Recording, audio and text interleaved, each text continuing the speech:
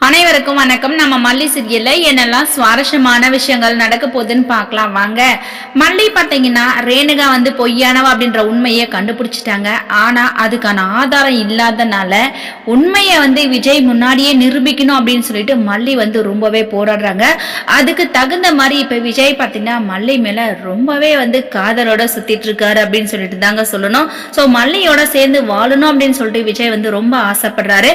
ஆனா ஒவ்வொரு டைமும் அவங்க சந்தோஷமா இருக்கும் போது இந்த ரேணுகா ஒரு பெரிய பிரச்சனையை உண்டு பண்ணிடுறாங்க. ஸோ அவங்க ரெண்டு பேரையும் பிரிச்சிடுறாங்க அப்படின்னு சொல்லிட்டு தான் சொல்லணும்.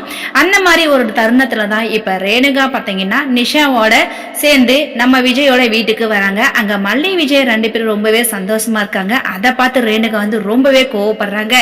ஏன்னா விஜய் முழுசுமா நமக்கு கிடைக்கணும், மல்லிகிட்ட இருந்து விஜயை பிரிச்சிடணும், இதுக்கப்புறம் இந்த சொத்து எல்லாத்துக்குமே நம்ம மட்டும்தான் உரிமையானவளா இருக்கணும் அப்படின்ற மாதிரி ரேணுகா ஒரு பக்கம் பிளான் போட்டுட்டு இருக்காங்க.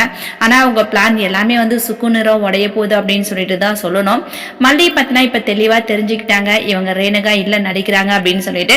அது மாதிரிதான் இப்ப மல்லி பாத்தீங்கன்னா இந்த ரேணுகாவை விஜய் முன்னாடி உட்கார வச்சு என்ன ரொம்ப பயந்து போன மாதிரி இருக்கு, அதாவது நம்ம வசமா மாட்டிக்கிட்டோம் அப்படின்ற மாதிரி யோசிக்கிற மாதிரி இருக்கு அப்படின்னு சொல்லிட்டு ரொம்பவே சூப்பரா செக் வச்சாங்க நம்ம மல்லி அப்படின்னு சொல்லிட்டு தாங்க சொல்லணும்.